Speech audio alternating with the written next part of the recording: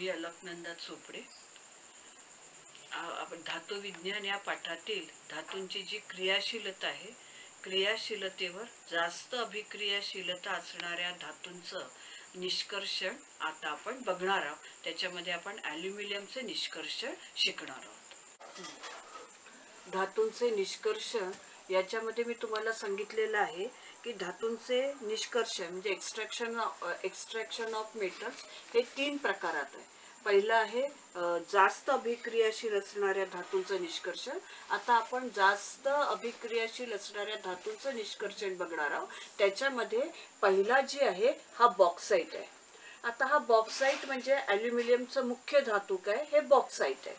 आता बघा की याच्यामध्ये पोटॅशियम, सोडियम, ॲल्युमिनियम हे अभिक्रियाशील धातू आहे आणि अभिक्रियाशील धातू आहे. आता बघा हे अभिक्रियाशील धातू आहे, यांच्या शेवटचा आता ॲल्युमिनियम आहे, याचं सूत्र आहे Al. आता याचा अणुक्रमांक आहे 13 आणि पहिल्या आता आपण याची जर इलेक्ट्रॉन विभागणी केली तर 2, 8 आणि 3. शेवटच्या कक्षेमध्ये 3 इलेक्ट्रॉन्स आहे आणि याला अष्टक व्हायला 5 पाहिजे, पण 5 त्यांना मिळत नाही, म्हणून हा आपल्या जवळचे 3 इलेक्ट्रॉन गमावतो. आता 3 इलेक्ट्रॉन गमावतात तर या जास्त अभिक्रियाशील धातूंमध्ये त्यांच्या बाह्यतम कवचातील इलेक्ट्रॉन गमावून त्यांचे धन आयन होण्याची क्षमता जास्त असते. आता दुसरं यांच्यामध्ये बघा की जास्त अभिक्रियाशील धातूंची विरल आम्लाबरोबर जोमाने अभिक्रिया होते आणि हायड्रोजन वायू तयार होतो. पहिलं की हे जे जास्त अभिक्रियाशील धातू आहे यांचे गुणधर्म आहेत. पहिला जो गुणधर्म आहे की यांची धन आयन तयार करण्याची क्षमता जास्त असते. दुसरं की जास्त अभिक्रियाशील धातू आहेत हे सोडियम, पोटॅशियम, ॲल्युमिनियम, तर यांची विरल आम्लाबरोबर जोमाने अभिक्रिया होऊन हायड्रोजन वायू तयार होतो आणि कक्ष तापमानाला हवेतील ऑक्सिजन बरोबर अभिक्रिया होऊन हे जळतात. आता बघा की यांच्यामध्ये विद्युत अपघटनी पद्धती, क्षपण पद्धती वापरावी लागते, कारण सोडियम, कॅल्शियम आणि मॅग्नेशियम हे धातू त्यांच्या वितळलेल्या क्लोराईड क्षारांच्या अपघटनाने मिळवतात. आणि याच्यामध्ये बघा की मुख्य म्हणजे की हा जो सोडियम आहे आणि क्लोरीन, तर सोडियम आपल्या जवळचा 1 इलेक्ट्रॉन गमावतो आणि आयन तयार होतो, सोडियम आयन, आणि क्लोरीन हा इलेक्ट्रॉन घेतो आणि हा क्लोरीन हा ऋण आयन तयार होतो. आता आपल्याला बघायचं आहे की ॲल्युमिनियमचं निष्कर्षण कोणकोणत्या पद्धतीने करतात. आता निष्कर्षण कसं आहे की ॲल्युमिनियम बघा की हा अभिक्रियाशील धातू असल्यामुळे निसर्गामध्ये मुक्त अवस्थेत आढळत नाही. हे बघा याचं मुख्य आहे की ॲल्युमिनियम अभिक्रियाशील धातू असल्यामुळे निसर्गामध्ये मुक्त अवस्थेत आढळत नाही. तर बघा की ऑक्सिजन आणि सिलिकॉन नंतर ॲल्युमिनियम हे तिसरं मूलद्रव्य आहे की जे जमिनीवर भूकवचामध्ये मुबलक प्रमाणामध्ये आढळतं. ॲल्युमिनियमचे त्याचं मुख्य धातू काय, बॉक्साईट. आता याचं सूत्र विचारतात, Al2O3 आणि H2O म्हणजे पाण्याचे रेणू त्याच्यामध्ये आहेत, त्याच्यापासून त्याचं निष्कर्षण केलं जातं. आता या बॉक्साईटमध्ये 30 ते 70% ॲल्युमिनियम ऑक्साईड आणि उरलेला भाग मुद्रा अशुद्धीचा असतो. आता हे बघा हे जमिनीमध्ये भूकवचामध्ये सापडतं बॉक्साईट, आणि बॉक्साईटमध्ये 30 ते 70% ॲल्युमिनियम ऑक्साईड असतं आणि बाकीचा भाग मुद्रा अशुद्धीचा असतो. आता आपण शिकलेलो आहे की धातुकामध्ये की वायू, सिलिका, आयन ऑक्साईड इत्यादी पदार्थ आहेत मुद्रा अशुद्धीचे, आणि ॲल्युमिनियमचे आता निष्कर्षण आता आपल्याला बघायचं आहे की आता ॲल्युमिनियमच्या निष्कर्षणामध्ये aluminum ore is called bauxite. The bauxite is purified to produce aluminum oxide white powder form which aluminum can be extracted. The extraction is done by electrolysis. The ions in the aluminum oxide must be free to move so that electricity can pass through it. आता अतिक्रियाशील धातू हे इलेक्ट्रोलिसिसचा वापर करून त्याच्या धातूपासून काढल्या जातात. हे मुख्य आहे की अतिक्रियाशील धातू आहे ही इलेक्ट्रोलिसिसची पद्धत वापरतात आणि इलेक्ट्रोलिसिसचा वापर करून त्यांच्या धातूपासून काढल्या जातात. आता याच्यामध्ये आयनिक संयुग वितळलेल्या किंवा द्रावणात असताना विद्युत विद्युत तयार होते. आता याच्यामध्ये बघा की मेटल आणि नॉन मेटल हे इलेक्ट्रोडकडे आकर्षित होतात, की याच्यामध्ये जे आयनिक संयुगे आहे आणि आयनिक संयुगांमध्ये मेटल आणि नॉन मेटल हे जे आयन आहे हे इलेक्ट्रोडकडे आकर्षले जातात. आता याच्यामध्ये बघा ऑक्सिडेशन प्रोसेस होते. तर ऑक्सिडेशन प्रोसेस म्हणजे इलेक्ट्रॉनचं नुकसान होतं, म्हणजे हे पॉझिटिव्ह आयन तयार होतात, आणि घट म्हणजे काय, इलेक्ट्रॉन मिळवण्याची प्रोसेस होते. आता बघा की याच्यामध्ये की हे जे ऑक्साईड आहे, म्हणजे आता बघा याच्यामध्ये मुख्य धातू काय, ॲल्युमिनियमचं बॉक्साईट आहे. आता बॉक्साईट मध्ये सिलिका, फेरिक ऑक्साईड आणि टिटेनियम ऑक्साईड हे अशुद्धी असतात. आता या बेअरच्या पद्धतीने किंवा हॉलच्या पद्धतीने अपक्षालन करतात. आता बघा अपक्षालन म्हणजे काय, की ॲल्युमिनियम जे आहे की याचं निष्कर्षण करण्याची ही पहिली पद्धत आहे, तिला म्हणतात अपक्षालन पद्धत. तर अपक्षालन पद्धत म्हणजे काय, की यामध्ये धातू एका निवडक द्रावणामध्ये बराच वेळ भिजत ठेवतात. म्हणजे आता हे जे बॉक्साईट आहे, आता हे बॉक्साईट विशिष्ट धातू एका निवडक द्रावणात बराच वेळ भिजत ठेवतात आणि द्रावणाबरोबर विशिष्ट रासायनिक अभिक्रिया होऊन धातू त्यात विरघळते.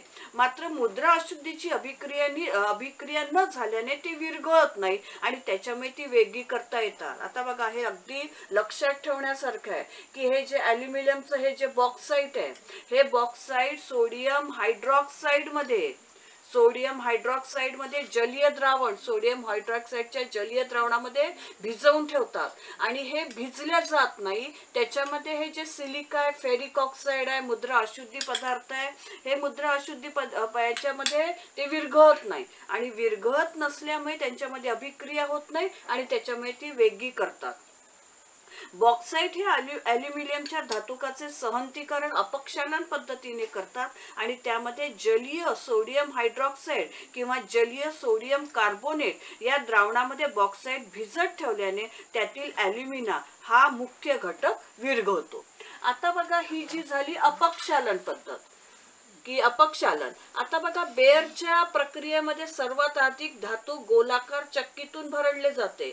आता बघा हे जे बॉक्साईट आहे हे जमिनीतून भूकवचामधून सापडल्यानंतर त्याचे बघा बारीक तुकडे करतात. बारीक तुकडे केल्यानंतर ते क्रॅशर मधून त्याची गिट्टीसारखे कण करतात आणि ते कण पाण्याने स्वच्छ धुतात, वाळवतात आणि वाळवल्यानंतर ते चक्कीतून भरडले जातात आणि सार संग्रह जे डायजेस्टर सारख्या सोडियम हायड्रॉक्साईडच्या द्रावणाबरोबर ते 140 ते 150 तापमानावर तापून त्याचे अपक्षालन केले जाते. आता मुख्य म्हणजे हा जो ॲल्युमिनियम ऑक्साईड आहे हा उभयधर्मी आहे. का बरं याला उभयधर्मी म्हणतात, कारण याची आम्लाबरोबर पण अभिक्रिया होते आणि आम्लारी बरोबर, म्हणजे सोडियम हायड्रॉक्साईडच्या जलीय द्रावणात ते विरघळतं आणि पाण्यामध्ये द्रावणीय असे सोडियम ॲल्युमिनेट तयार होतात. आता बघा की ॲल्युमिनियम ऑक्साईड आहे. आता हे ॲल्युमिनियम ऑक्साईड उभयधर्मी आहे. तर उभयधर्मी असल्यामुळे सोडियम हायड्रॉक्साईडच्या जलीय द्रावणामध्ये ते विरघळतं आणि पाण्यात द्रावणीय असे सोडियम ॲल्युमिनेट तयार होतं. बघा आता हा जो बॉक्साईट आहे, आता याची क्रिया सोडियम हायड्रॉक्साईड बरोबर झालं आणि सोडियम ॲल्युमिनेट तयार होतं आणि पाणी. आता बघा की मुद्रा अशुद्धीमधील आयन ऑक्साईड हे जलीय सोडियम हायड्रॉक्साईड मध्ये विरघळत नाही. आता याच्यामध्ये जे मुद्रा अशुद्धी पदार्थ आहे आयन ऑक्साईड Fe2O3 हे सोडियम हायड्रॉक्साईड मध्ये विरघळत नाही, ते गाळून वेगळे करण्यात येते. परंतु जलीय सोडियम हायड्रॉक्साईड मध्ये मुद्रा अशुद्धीमधील सिलिका विरघळून, म्हणजे रेती जी आहे ती विरघळून पाण्यात द्रावणीय असे सोडियम सिलिकेट हे तयार होतं. आता बघा सोडियम सिलिकेट हे तयार झालं.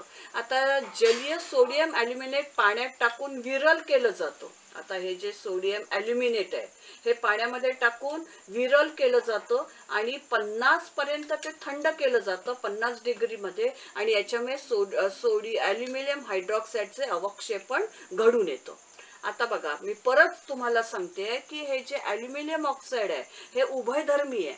आता उभयधर्मी असल्यामुळे त्याची आम्लाबरोबर पण अभिक्रिया होते आणि हायड्रॉक्साईड बरोबर म्हणजे OH याच्या बरोबर पण होते. आता बघा की ॲल्युमिनियम ऑक्साईड आहे सोडियम हायड्रॉक्साईडच्या जलीय द्रावणामध्ये विरघळतं आणि विरघळल्यानंतर सोडियम ॲल्युमिनेट तयार होते. बघा हे सोडियम ॲल्युमिनेट NaAlO2 हे सोडियम ॲल्युमिनेट तयार झालं. म्हणजे बॉक्साईडची क्रिया सोडियम हायड्रॉक्साईड बरोबर झाली आणि सोडियम ॲल्युमिनेट तयार झालं. आता बघा की हे सोडियम ॲल्युमिनेट आहे. आता याच्यामध्ये बघा मुद्रा अशुद्धी पदार्थ आहेतच. तर कोणकोणते मुद्रा अशुद्धी पदार्थ आहे त्याच्यामध्ये? तर आयन ऑक्साईड आहे. आता आयन ऑक्साईड हे विरघळत नाही आणि विरघळत नाही त्याच्यामुळे ते काय करतात ते गाळून वेगळं करण्यात येतं. आणि त्याच्यामध्ये बघा की दुसरी जी मुद्रा अशुद्धी पदार्थ आहे सिलिका म्हणजे रेती ही विरघळते आणि पाण्यामध्ये द्रावणीय असं सोडियम सिलिकेट तयार होतो.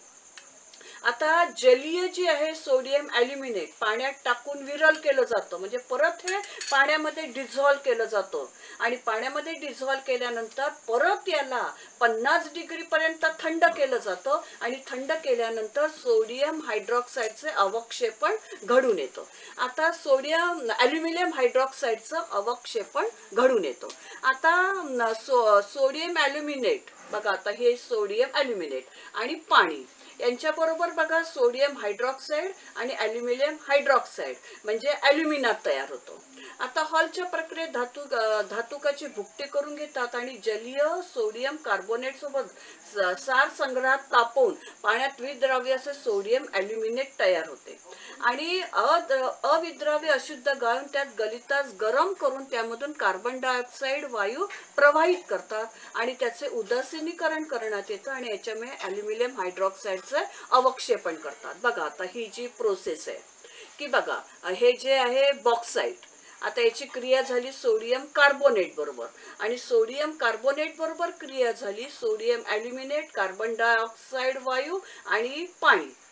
आता बघा हे तयार झालं. आता परत ह्या सोडियम ॲल्युमिनेट आणि कार्बन डायऑक्साईड पाणी यांचं बघा की यांचं उदासीनीकरण करण्यात येतं आणि याच्यामधून परत कार्बन डायऑक्साईड वायू प्रवाहित केला आणि कार्बन डायऑक्साईड वायू प्रवाहित केल्यानंतर ॲल्युमिनियम हायड्रॉक्साईड म्हणजे ॲल्युमिना तयार होतं आणि सोडियम कार्बोनेट हे बाजूला होतो. आता दोन्ही प्रक्रियेत मिळालेला ॲल्युमिना आहे हा गाळून घेतात धुवून त्याला कोरडा करतात आणि कोरडा केल्यानंतर 1000 डिग्री सेंटीग्रेड तापमानाला तापवून त्याच्यापासून ॲल्युमिना हे तयार केलं जातं म्हणजे ॲल्युमिनियम हायड्रॉक्साईड तयार झालं. बघा आता परत या प्रोसेस सांगते मी तुम्हाला की याच्यामध्ये बघा की सोडियम ॲल्युमिनेट ह्याची पाण्याबरोबर अभिक्रिया झाली सोडियम हायड्रॉक्साईड ॲल्युमिनियम हायड्रॉक्साईड तयार झालं. आता सोडियम आणि याची परत बघा बॉक्साईडची सोडियम कार्बोनेट बरोबर अभिक्रिया झाली सोडियम ॲल्युमिनेट कार्बन डायऑक्साईड आणि पाणी.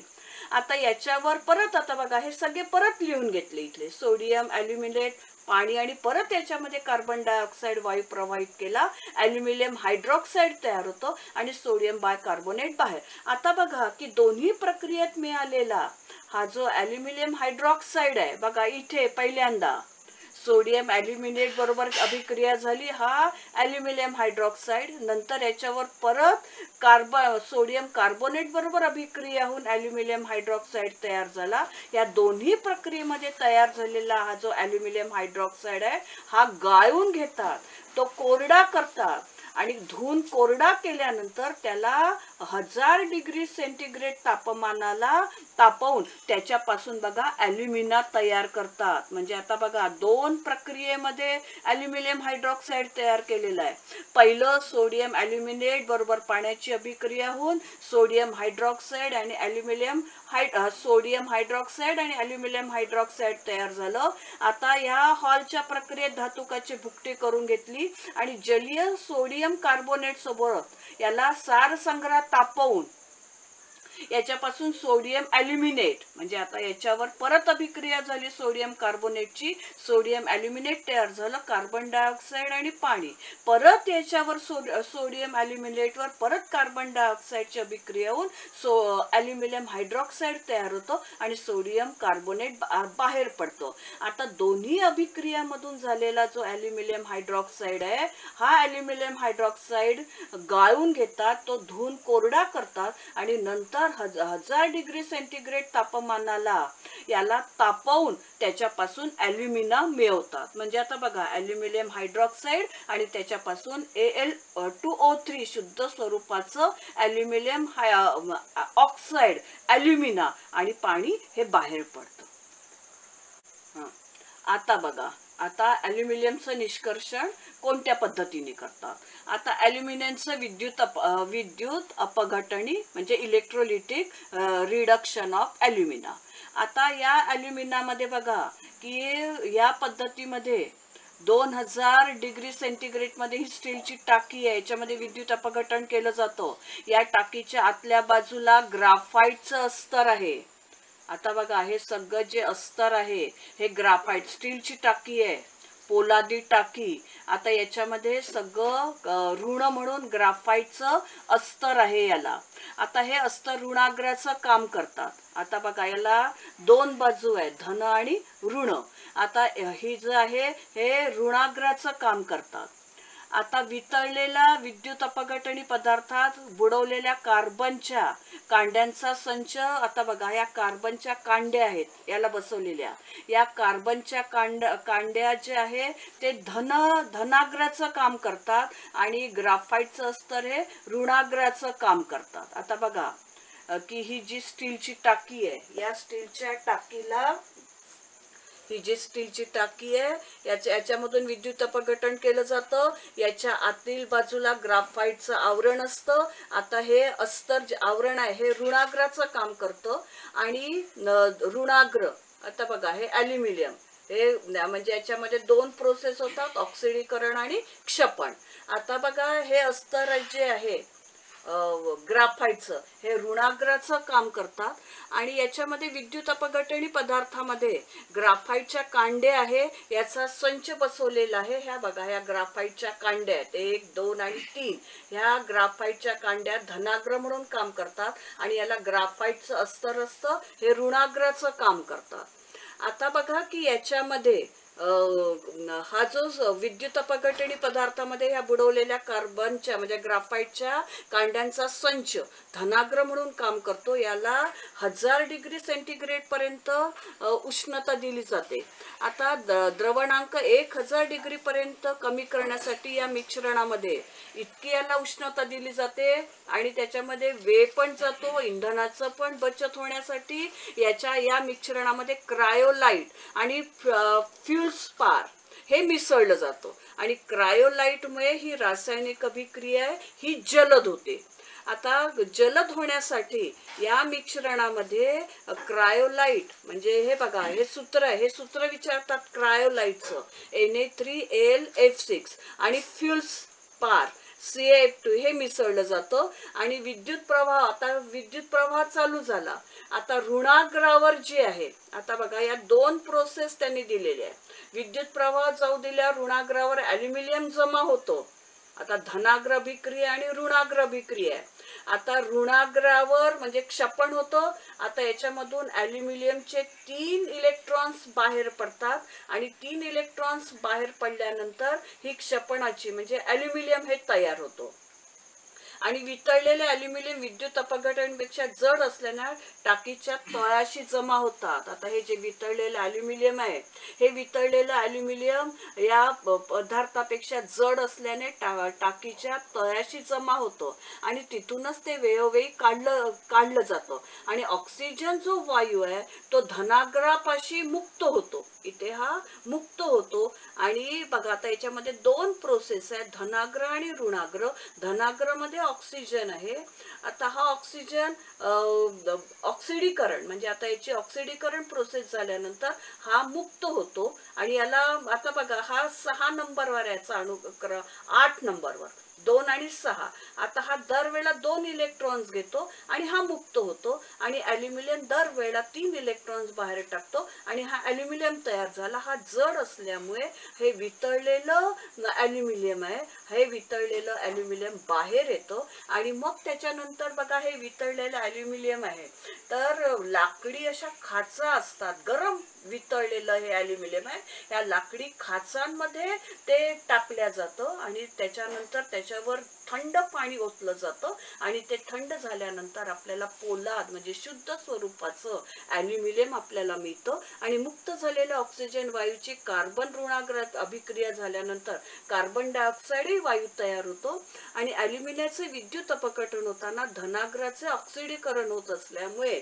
आता हे जे धनाग्र आहे बदलवावे लागतात. आता हे सतत काही 3 वर्षांनी म्हणा की हे बदलवले जातात. कारण का बरं बदलवले जातात? कारण यांच्यामध्ये बघा की ऑक्सिडीकरण ही प्रोसेस होते आणि ऑक्सिडीकरण प्रोसेस झाल्यानंतर ते हे केलं जातं, बदलवल्या जातं. आता बघा की याच्यामध्ये ही बेअर प्रक्रिया शुद्धीकरण होऊन औद्योगिक हे साधन आहे. आता याच्यामध्ये बेअरची प्रक्रिया वापरून ॲल्युमिनियम ऑक्साईड हे विकसित केलं जातं. आता ॲल्युमिनियम हा महत्त्वपूर्ण धातू आहे. हा बॉक्साईटमध्ये केवळ 30 ते 60% आणि बाकीचं सिलिका, आयर्न ऑक्साईड आणि टायटेनियम डायऑक्साईड यांचं मिश्रण असतं. ॲल्युमिनियम ऑक्साईड हे ॲल्युमिनियम धातूमध्ये परिष्कृत करण्यापूर्वी ते शुद्ध करणं आवश्यक असतं. बॉक्साईट धातू ॲल्युमिनियम ऑक्साईड आणि लोहासारख्या इतर घटकांचे संयुग याचं मिश्रण आहे. आता बेअर प्रक्रियेमध्ये बॉक्साईट माती एक गरम पाण्यासाठी स्रोत आहे. सोडियम आता हायड्रॉक्साईड याच्यापासून बघा आताच आपण बघितलं की सोडियम हायड्रॉक्साईड या द्रावणामध्ये हे करतात कारण याला अपक्षालन पद्धती म्हणतात. याच्यापासून सोडियम ॲल्युमिनेट तयार होतो आणि सोडियम ॲल्युमिनेट तयार झाल्यानंतर ते फिल्टर करून त्याचे अवशेष हे वेगळे केले जातात आणि याच्यामध्ये क्रायोलाइट आणि फेल्सपार हे पदार्थ टाकले जातात आणि याच्यामध्ये हे जे सिलिका आहे हे विरघळतात आणि विरघळल्यानंतर ही गाळून बाहेर केली जाते आणि याच्यापासून सोडियम सिलिकेट तयार होतो. आता सगळीकडे ॲल्युमिनियम आहे सर्वात जास्त मुबलक आहे. आता ॲल्युमिनियम धातुकांना बॉक्साईट म्हणतात. आता हे बॉक्साईट आहे ॲल्युमिनियम ऑक्साईड म्हणजे Al2O3 आणि H2O हे बॉक्साईट शुद्ध आहे. आता बघा की हे याची सतत ॲल्युमिनियमची ऑक्सिजन बरोबर अभिक्रिया होऊन ॲल्युमिनियम ऑक्साईड तयार होतं. आता याचं भस्म केल्या जातं आणि हे भस्म इलेक्ट्रोलिसिसद्वारे केल्या जातं. आता प्रथम हे बघा की याला Al2O3 ला हे वितळणं आवश्यक आहे आणि जेणेकरून वीज त्यातून जाऊ शकेल आणि याचं उच्च तापमान मग 2000 डिग्रीला ते वितळलं जातं. आता हे एवढं महाग होतं म्हणून इतकं ते महाग पडतं. 2000 डिग्री सेंटीग्रेडला ते विरघळलं जातं. त्याच्यासाठी त्याच्यामध्ये क्रायोलाइट आणि फेल्सपार हे मिसळलं जातं आणि ॲल्युमिनियम म्हणजे ॲल्युमिनापेक्षा पण कमी वितळणारा बिंदू हा क्रायोलाइट पासून तयार होतो. आता अशा रीतीने बघा ॲल्युमिनियमचं निष्कर्षण केलं जातं आणि बॉक्साईट पासून ॲल्युमिनियम धातू शुद्ध स्वरूपाचा ॲल्युमिनियम धातू हा तयार केला जातो. धन्यवाद. जास्त अभिक्रियाशील असणारे धातू ॲल्युमिनियम याचं आपण निष्कर्षण या धातूचं आपण निष्कर्षण शिकलो. याचे ॲल्युमिना कसा तयार होतात आणि ॲल्युमिनापासून ॲल्युमिनियम धातू कसा तयार होतो हे मी तुम्हाला आता शिकवलेलं आहे. धन्यवाद.